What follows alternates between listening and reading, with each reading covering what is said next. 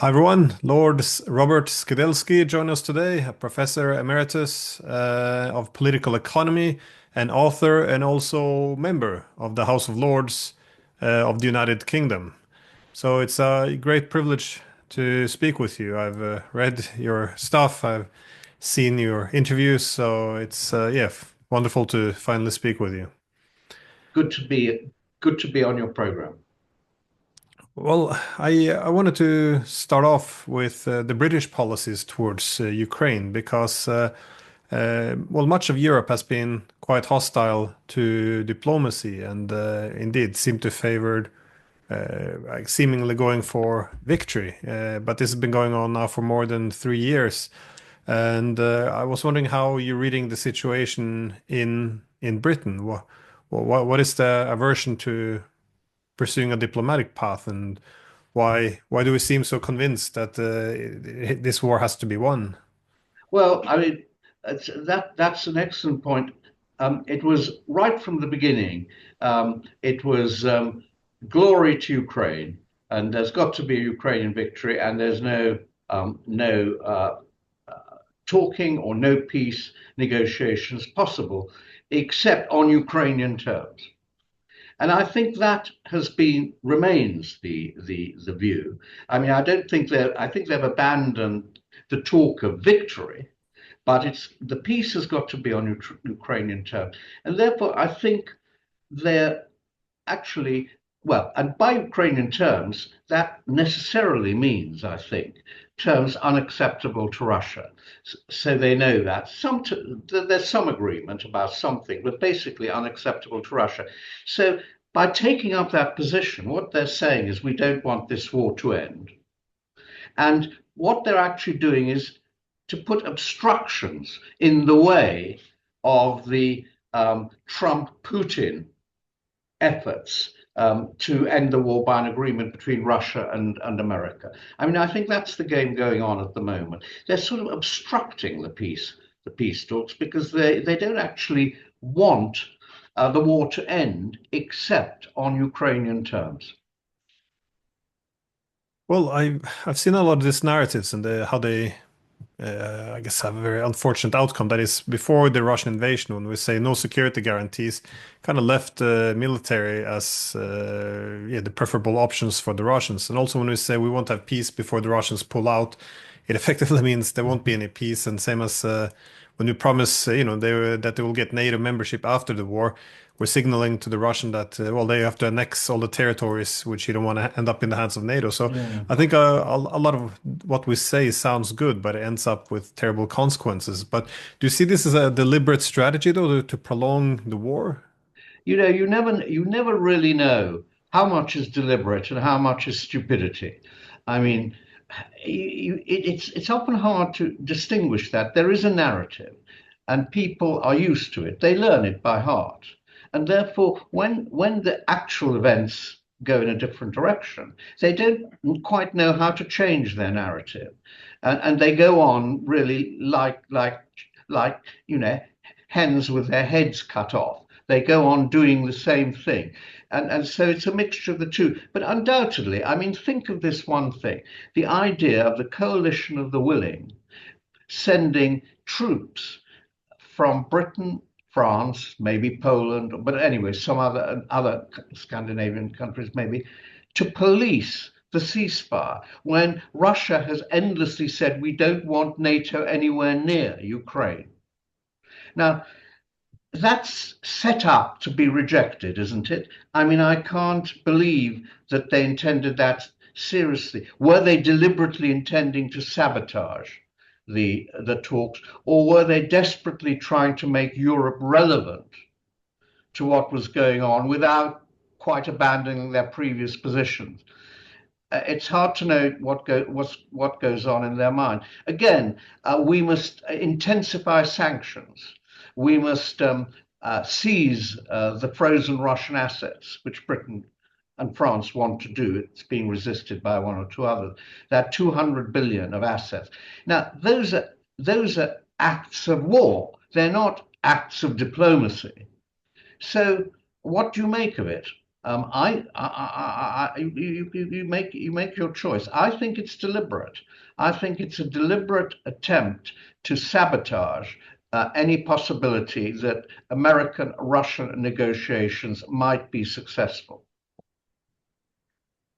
Well, yeah, our political leaders in this country do the same. They say, well, we may have to contribute peacekeepers into Ukraine to contribute to the peace, but Yeah, what it actually means is to sabotage the peace because there can't be yeah. any negotiations or peace if the threat of introducing soldiers from NATO countries into Ukraine hangs over them.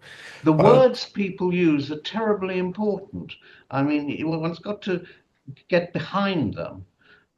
Because, of course, we all want peace, don't we? We all want peace, and the sooner the better. But we have to have a peace that leaves the status of the four Russian speaking oblasts sort of somewhat indeterminate, that still provides a role for NATO, which still, in a way, demands Russia pay reparations. And what about bringing the Russian government to trial and the International Court for war crimes? Well, we haven't got that out of our heads quite. But you see, what's the position? I mean, it seems to me they haven't said let's go behind the Trump efforts, certainly try to improve them, but be constructive in that way. Instead, it's a different strategy they're pursuing. what is this strategy? Because I think it's a growing recognition now that we are losing this war, and if we can't win, and we see that the Ukrainians are losing more men every day, more territory, more equipment, which can't be replaced, especially now that the Americans are pulling out. What exactly? What is the strategy? What is the coalition of the willing? An unfortunate term, I would add. Uh, what are the possible objectives? Or is this only self-delusion at this point? Well, it's not clear what the objectives are. There is a wave of Russophobia, and if you read the mainstream commentators, what is at stake is the future of Europe. Russia is an expansionist power. It's not just that it wants to recreate the old empire surrounding, but it would go further if allowed to. So this is a battle for Europe, but it's a very strange battle for Europe because it's a battle for Europe to the last drop of Ukrainian blood. So Ukraine is actually not the main actor in a way in this grand narrative. It's simply, you could say, almost a sacrificial victim. Um, but the main plot is the anti-Russian plot. And Russia is a danger. It's an autocracy. Autocracies are aggressive, and we, the democracies, have to resist them. Um, and Ukraine happens to be the particular point at which there is some resistance, but it could be Moldova, it could be Georgia, it could be Estonia. Um, so if you think of it in those terms, if that's your view of the situation, then I mean the strategy is simply to resist at any point at which this Russian bear tries to attack you. I don't think it's anything more sophisticated than that. I should say, by the way, in my view and that of many experts, this is not what Russia is about. I mean, it seems to me Russia's always wanted weak neighbors. That's historically going back to the 19th century. We now call them maybe buffer states or something like that. But it hasn't wanted to conquer, Europe, even a large part of Europe. It hasn't wanted to do that. So I think that the strategy, insofar as it is to resist the Russian offensive, is misguided and stops the real possibilities of peace.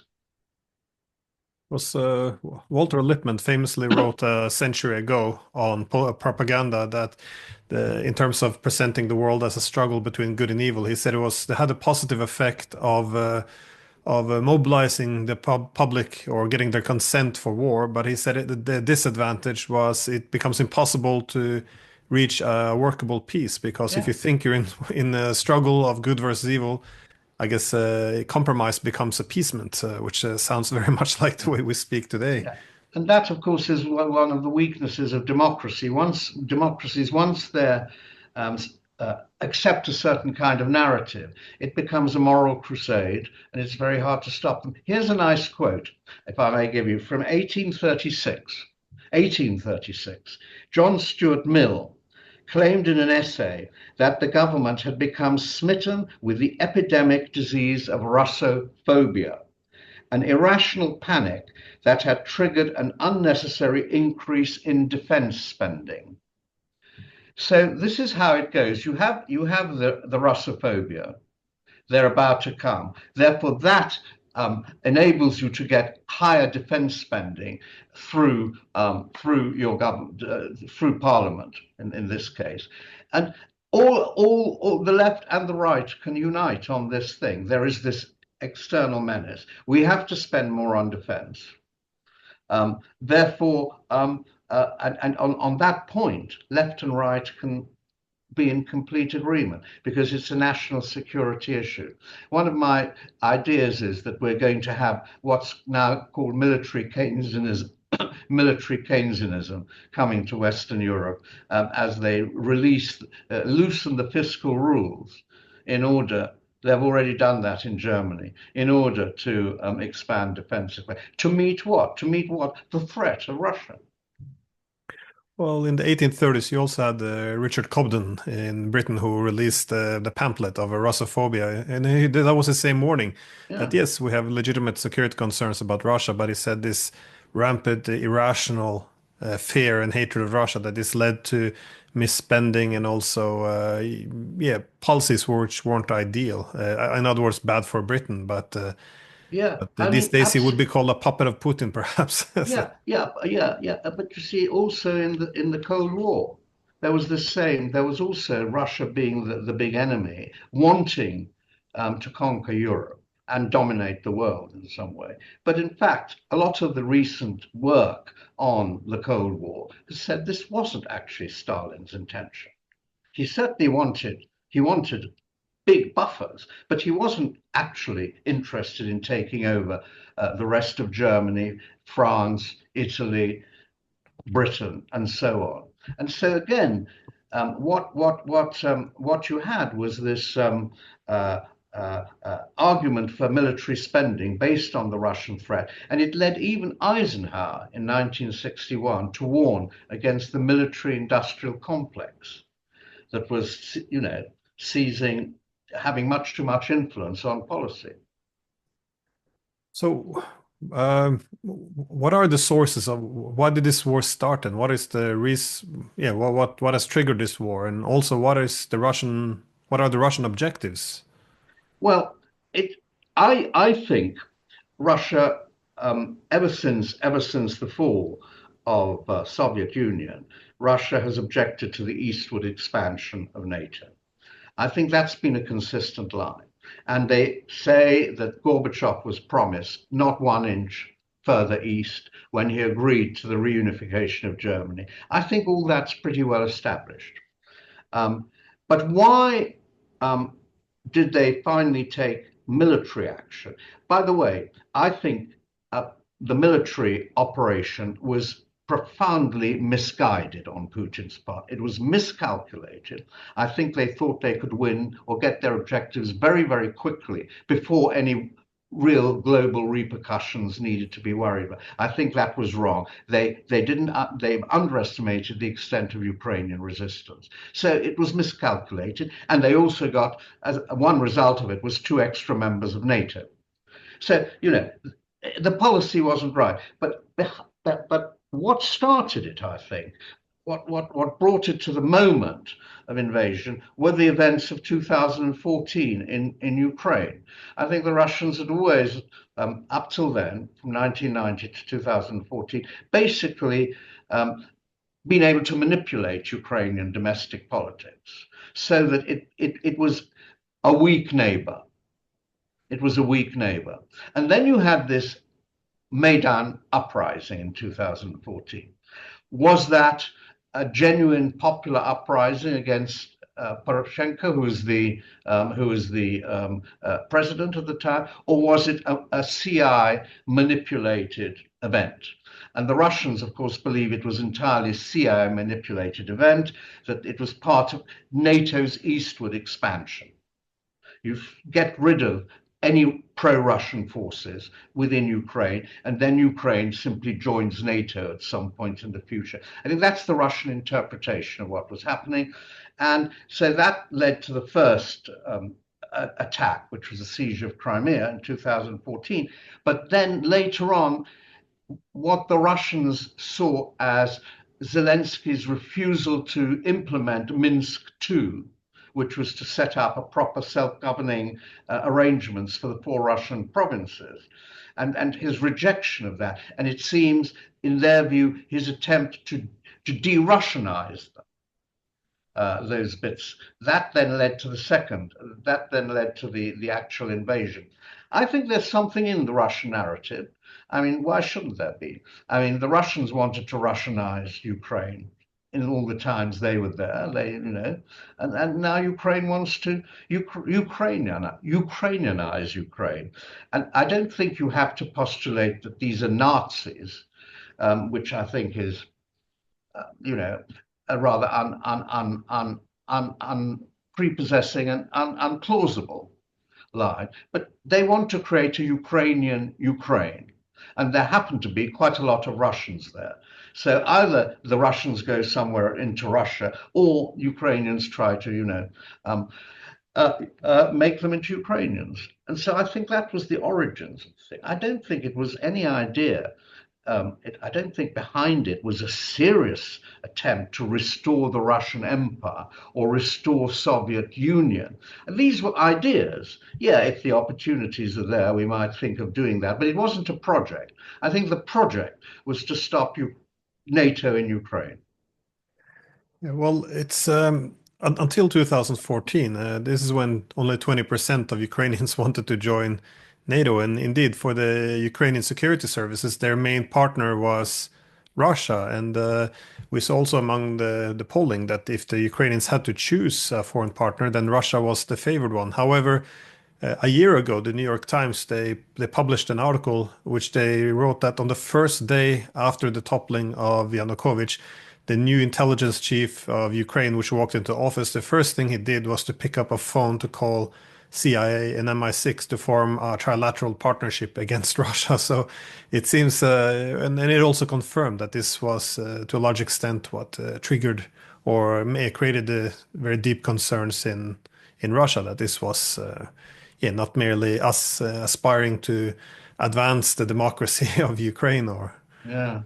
but Well, you see, I mean, I think the Russians are not going to. I mean, one of the things I've endlessly said is that this is not a total Russian victory by any means. I mean, and it's considerable victory for Ukraine. First of all, its resistance has been very, very remarkable.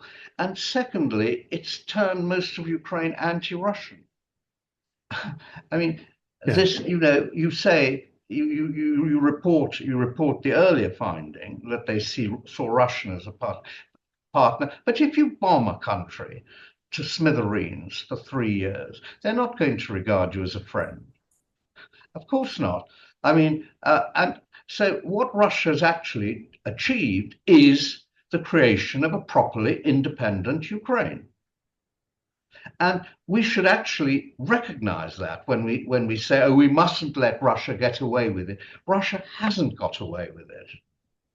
Oh, I think that's a good point. Yeah, they say nations are born in wars, and I think Yeah, yeah. this is to a large extent true here too, as because yeah, if you would do these polls today about NATO, definitely they do not look like they do in 2014, and I think this has been a key, one of the miscalculation or mistakes, as you said. You also mentioned the miscalculation that the Russians thought they were going to come in and get this sorted out very quickly in 2022, but I think the Russians also recognized this at this point that it was a miscalculation because on the first day after the invasion, Zelensky himself confirmed that the Russians had contacted him on the first day of the invasion to start negotiations on neutrality, but that never happened, and they thought that he would accept this. But what do you read into the argument that again the Israeli and Turkish mediators they said that it was Boris Johnson representing also the United States and UK who came in and put the pressure on abandoning the Istanbul talks.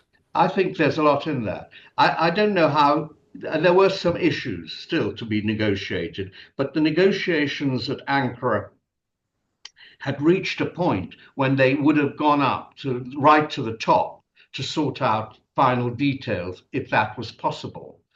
And then there is a lot of evidence that when Boris Johnson, British Prime Minister, went to Kiev on the 6th of April 2022, he saw Zelensky and said, look, you can make peace if you want, but we're not going to necessarily endorse the peace you make. And if you don't make peace, we will go on supplying you with the weapons of resistance. Now, there's a lot of evidence. Now, people say, well, how could Boris Johnson? He didn't have any particular role. But the promise that NATO would go on supplying Ukraine with arms was a very, very powerful inducement not to make peace at that point. Because at that point, there was a sort of balance almost. Russia had not really succeeded in its aims, but it wasn't going to get any further. I mean, immediately.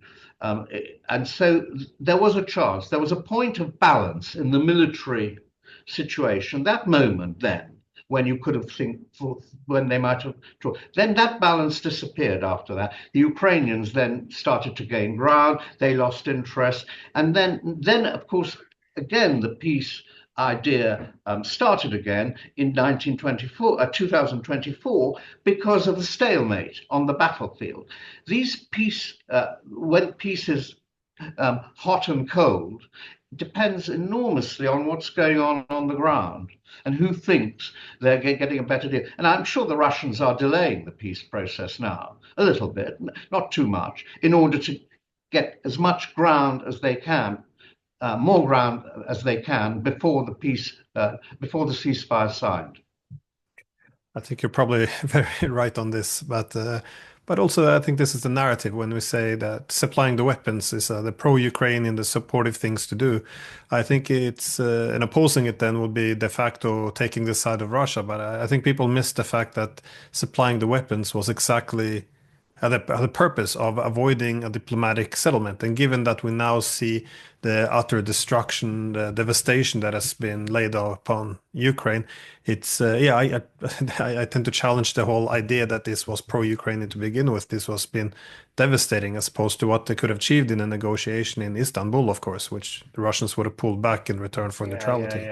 Yeah. I mean, that was a key moment in March.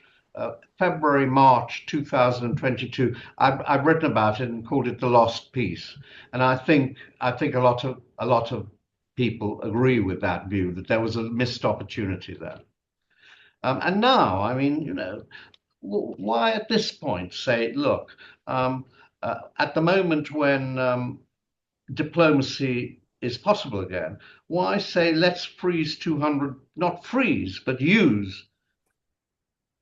confiscate $200 billion worth of Russian assets? I mean, that's not a peace approach. That's intensifying war. I mean, sanctions are weapons of war. They were ideal for countries who wanted to display a huge amount of moral indignation without having to fight.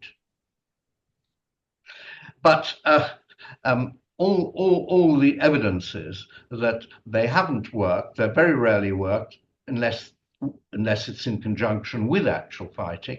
And what's more, that they've strengthened the Russian economy. They've created the economic sanctions have created a Russian war economy. Now, there's a profound miscalculation on the West's part. It's hard to get around how the failures of the sanctions worked. Anyways, thank you so much.